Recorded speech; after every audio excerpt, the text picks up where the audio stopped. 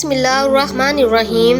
السلام علیکم۔ کتاب بہار الی نواز میں ایک واقعہ درج ہے۔ پرانے زمانے میں ایک شخص قبر کھود کر مردوں کا کفن چوری کرتا تھا۔ اس کے ایک ہمسائے کو اس کی اسی بری حرکت کا علم تھا۔ بیچارہ ہمسایہ جب بیمار ہوا بستر ملک پر پڑا اور جب اسے اپنی زندگی کی امید نہ رہی تو اس نے کفن چور ہمسائے کو اپنے گھر میں بلایا اور ایک بند کمرے میں لے گیا۔ ایک تھیلی پیسوں سے بھری ہوئی اس کے سامنے رکھ دی اور کہا کہ بھائی، اگر مجھ سے تم کو آج تک کوئی تکلیف پہنچی ہو تو بیان کرو۔ کفن چور ہمسائے نے جواب دیا، نہیں جناب، آپ تو بڑے نیک آدمی ہیں، آپ بھلا کسی کو کیوں تکلیف پہنچائیں گے؟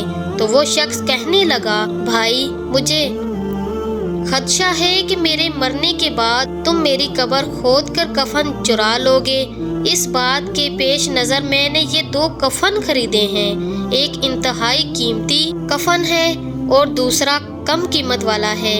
تم یہ قیمتی کفن لے لو اور پیسوں کی تھیلی بھی رکھ لو اور مجھے اللہ کے واسطے مرنے کے بعد برہنہ نہ کرنا۔ کفن چور ہمسائے نے پہلے تو تکلف سے کام لیا، پھر کہنے لگا کہ میں آپ کے ساتھ ایسی کوئی حرکت نہیں کروں گا، دونوں کفن آپ ہی رکھ لیں۔ لیکن ہمسایہ نہ مانا اور کہا کہ ایسا ہرگز نہیں ہو سکتا، آپ کو میری یہ پیشکش قبول کرنا ہوگی، یہ بات میرے اور تمہارے درمیان رہے گی، کسی کو اس بات کا علم تک نہیں ہوگا۔ بہرحال کافی اصرار کرنے کے بعد اس کفن چور نے کفن لے لیا اور اپنے گھر چلا گیا۔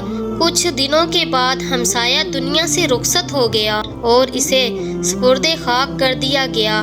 رات کو کفن چور کو خیال آیا کہ مردے کو کیا معلوم وہ کون سی عقل رکھتا ہے، کیوں نہ پڑوسی کا کفن بھی چرا لیا جائے، ایسے ہی ضائع ہو جائے گا۔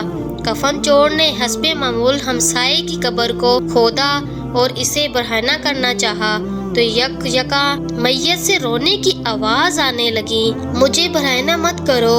یہ جملہ کفن چور کے دل میں راسخ ہو گیا۔ وہ خوف خدا سے لرزنے لگا اور قبر سے فوراً باہر آ گیا اور اپنے گھر چلا گیا۔ اللہ تعالیٰ کی یاد میں رونے والوں، گریہ کرنے والوں، سنو، کفن چور کے اوپر ایسا خوف خدا طاری ہوا کہ وہ بیمار پڑ گیا۔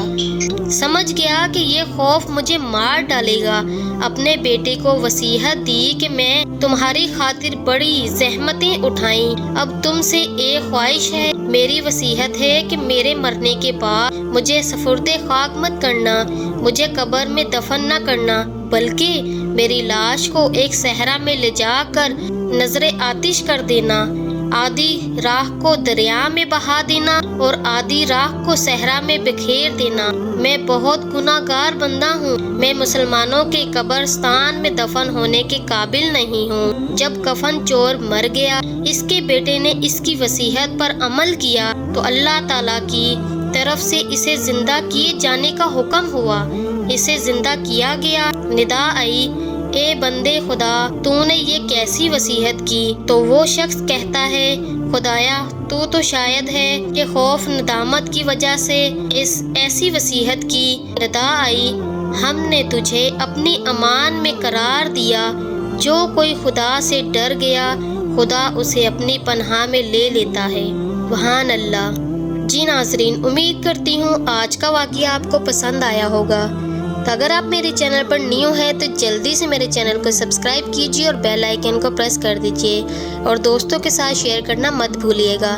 ملتے ہیں اگلی ویڈیو میں، تب تک کے لیے مجھے اجازت دیں۔ اللہ حافظ۔